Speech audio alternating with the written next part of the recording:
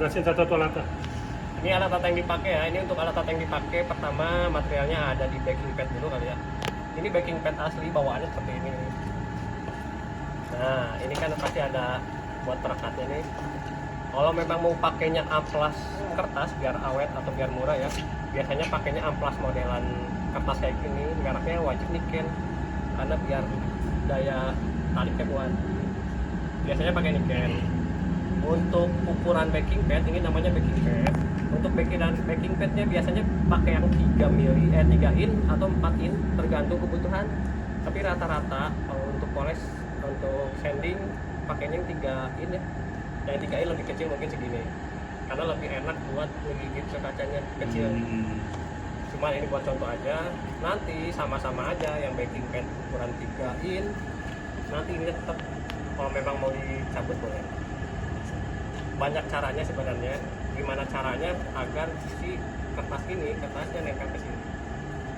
Jadi kalau ada ininya sebenarnya bisa aja pakai karpet dulu atau pakai apa dulu ya, pakai busa dulu atau pakai spons kayak gini, pakai susemi bisa. Tempelin ke sini baru pakai iPhone masukin ini bisa. Sebenarnya banyak caranya, beda-beda ya trik-triknya. Nah untuk bahan awal ini ada buat sanding atau buat ngamplas kaca. Biasanya kita pakai merek Niken mulai beratnya di 220 sampai 360. Biasanya pakai 2 ini ya. Ukuran gridnya. Nanti udah masuk tahap sanding, Nah, nanti di akhir kalau udah kaca burem, udah kesikat atau udah kegosok sama ini, udah kemakan sama amplas, baru masuk tahap poles biasanya disebut apa ya, tahap akhir lah ya, finishing ngejadiin si kaca jadi bening lagi. Tapi konsekuensinya kalau udah di sanding pasti ada cekungan. Mau nggak mau ya, namanya kaca kemakan gitu ya, pasti ada cekungan. Cuman si dratnya atau si scratchnya ada yang benar-benar hilang 100%, ada yang samar. Contoh misalkan mau terial ke ukuran segitu kedalamannya ya, ada yang 100% kena, ada yang cuma 80-90%, tergantung luka si kaca dalamannya. Kalau kita makin dalam ya makin cekung. Nanti fungsinya si ini tahap akhir ini namanya apa ya bisa sebutin, tahap poles lah ya. Tahap poles biasanya kita pakai karpet modelan kayak gini. Ini di online banyak, atau mau beli di Alfamart, Mr. D, S-Hardware ada. Namanya biasa sebut apa ya, modelan kayak gini kayaknya kayak susemi. Kalau kita biasa sebutnya susemi. Cuman kalau untuk umumnya ya mungkin namanya apa ya, busa poles atau cuci piring lah. Tapi jangan terlalu kasar. Kalau terlalu kasar takutnya malah jadi baret halus ke kaca. Modelnya seperti ini. Jadi ngejaring laba-laba gitu ya. Nanti begitu itu disiapin buat tahap poles, yang harus disiapin selanjutnya ini cerium oxide kita pakainya yang putih, kadar 90%, per 100 gramnya kurang lebih di 80-90an. Berarti kalau kita beli sekilo ya kali aja 10, berarti 900.000 per kilonya. Ini buat poles akhir. Namanya apa namanya? Cerium oxide ya. Jadi ini begitu kaca udah jadi ya, udah burem, ini tahap akhir nih. Caranya ini dipastain dulu.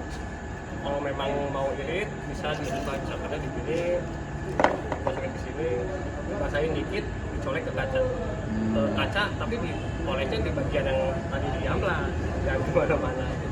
Ya memang kalau mau langsung ini ada baret halus, bisa sebenarnya langsung dipoles pakai ini bisa. Misalkan baret halus, nggak usah diamplas, tapi kalau baret halus ya, kalau halus banget. Tapi kalau kayak gini luka dalam nggak mau harus diamplas, harus di sanding dulu. Nanti biasanya beda-beda nih. Ada yang pakai busa ini, ada yang pakai karpet ini. Ini karpet biasa sih, karpet masjid. Yang suka ada di masjid, musola gitu ya. Bingung menyebut karpetnya karpet apa nih? Amplasnya kalau pertama itu yang kalau dalam itu pakai yang mana? Yang dalam Yang 22 apa yang 30? yang dalam ini. Berarti pakai 22 dulu? Iya, pakai yang paling kasar dulu. udah kena, udah burem, kacanya udah kemakan, Baru pakai yang halus. udah kemakan rata gitu ya, baru pakai yang ini dihalusinnya.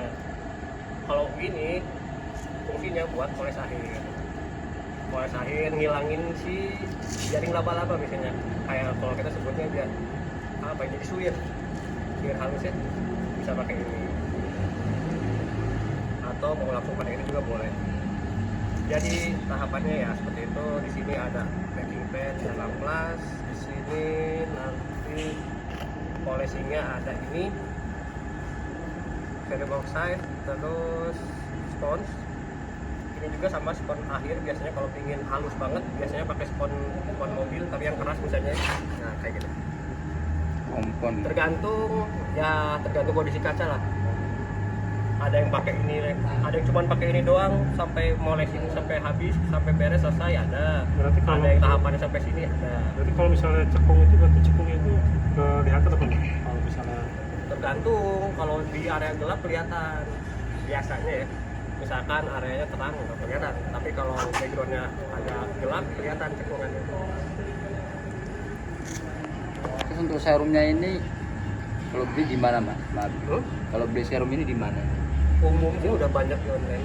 Oh, Cuman, online. ya hati-hati. Takutnya bilang 90% ternyata nyampe nya tuh karena tingkat kualitasnya beda. Misalkan dikasih yang 80% ternyata yang datang minta 90, yang datang 80.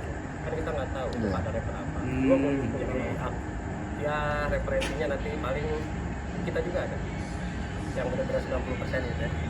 Ya cuman ya kalau video online aku udah umum, udah banyak gitu. Ya cuman hati-hati aja, lihat aja reviewnya. Iya. Review dari pembelinya. Jadinya nih misalkan pakainya putih 90%, kasihin aja nanti referensi atau apa pembelian akhir dari konsumen lain, review-reviewnya nanti dicek lagi.